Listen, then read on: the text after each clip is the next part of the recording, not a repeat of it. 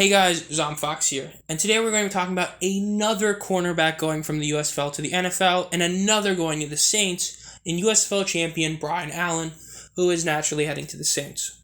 Heading straight into his stats and stuff, he was a very high-picked cornerback, 7th pick in the 8th round, and in terms of his career, it shows why he was picked in the draft as high as he was in the cornerback selection area, because he actually has played in the NFL a lot, though don't think that as being a great player or like a good practice squad guy.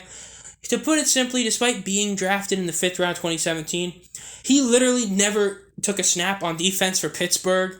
In fact, he didn't even play on a team in 2019 officially. He's mainly been just a special team type guy, and he's been decent at that. But, it's the special teams. He only ever played 24 total snaps for San Francisco in 2020, where he started one game, and he really didn't do anything. But as for him in the USFL, he was one of the very few players who had a pick 6. He ended up also having this very decent, 9 pass defenses, 40 total tackles, 3 TFLs. Pretty solid. He helped, have the team win the championship. But, he's like a guy that has NFL experience, but like not remotely what you'd expect. But he's heading to the Saints, where their depth has already changed a bit. As you can see, there's a familiar face in Quentin Meeks, who I did a video about when he signed. But their starters are still the same: Paulson, Adebo, and Marshawn Lattimore. Then their second stringers has changed a bit. You have Bradley Roby and P.J. Williams now. Third string, Vincent Gray and Alontae Taylor. And then fourth string, Quentin Meeks and DeMarcus Fields. Quentin Meeks, we talked about him. He's been, he's played a couple years on different teams, mainly a depth kind of guy, like for practice squads and things like that. So shouldn't really be that scared in anything in terms of a roster spot.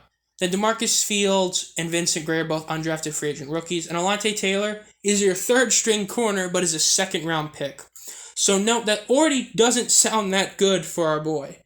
As for their backups, Bradley Roby, we talked about him. He's a very solid, never a Pro Bowler, but very solid type cornerback. Helped make the no-fly zone Denver Broncos great. Hasn't been as dominant as a solid cornerback the last couple of years, but is still a fine addition. P.J. Williams, been in the New Orleans his whole career. He's pretty much a jack of all trades. You can put him at linebacker, put him at cornerback. Very solid player. Not your typical starting lockdown corner, but very, very solid. And Paulson Adebo, their third-round pick last year, started all 17 games, had 3 picks, had 8 pass defenses, 66 tackles. Very solid for a rookie year. And Marshawn Lattimore, been a Pro Bowler all but his second year, where he ended up having the longest fumble recovery in the league that year.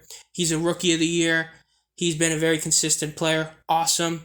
And to put it simply, Allen, third string is probably where he's going to get. I don't see the Saints wanting to put him above Alontae Taylor, because if you put a guy from like him above Alontae Taylor, you're basically saying that pick wasn't that good. So that's kind of how I see it. So maybe he'll be a third stringer, but we'll see. This has been Zom Fox. If you enjoy this content, let me know if I upload any videos. Make sure to subscribe and hit the bell, and as always, have a great night.